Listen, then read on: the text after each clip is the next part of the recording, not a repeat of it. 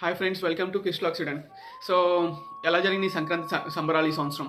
So నాకైతే చాలా బాగా జరిగింది అనిపిస్తుంది ఆంధ్రప్రదేశ్లో. ఎందుకంటే కొత్తగా బోట్ రైసింగ్ లాంటివి ఇంట్రడ్యూస్ చేశారు. కోడి పందాలు అయితే ఏంటి, చాలా చాలా బాగా జరిగింది అనిపిస్తుంది ఇక్కడ నుంచి చూస్తున్నప్పుడు.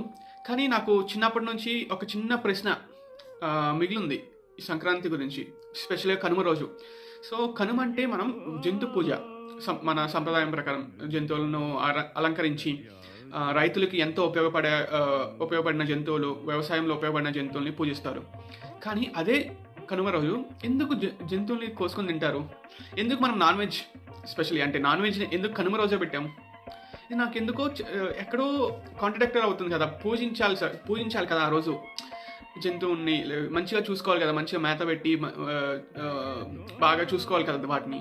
కానీ ఆ రోజే మనం నాన్ వెజ్ కూడా తింటాం. ఫస్ట్ రోజు పులగం లేకుంటే గోంగూర చేసుకొని తింటాం, లేకుంటే దాన్ని ఏమంటారు, పంకిన్, గుమ్మడికాయ కూర చేసుకొని తింటాం. సెకండ్ రోజు పొంగల్ చేసుకుంటాం. థర్డ్ రోజు నాన్ వెజ్ వండుకుంటాం. ఎందుకు థర్డ్ రోజు పెట్టారు ఇవి? ముక్కనం అనేది ఒకటి ఉంది, నాలుగో రోజు పెట్టుకోవచ్చు కదా.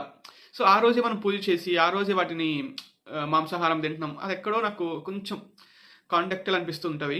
సో అంటే నేను ప్రశ్నించట్లేదు, అవగాహన లాగా ఆలోచిస్తున్నా అంతే కల్చర్లో. సో ఎందుకు అలా మారింది మన కల్చర్ అనేది ఒకసారి మనం ఆలోచించుకోవాలి.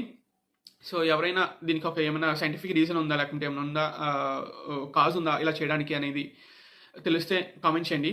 సో చూద్దాం ఎంతమందికి దీని గురించి తెలుసో అనేది, ఎంతమందికి డౌట్ వచ్చిందో అనేది కూడా కామెంట్ చేయండి. Okay, bye, see you.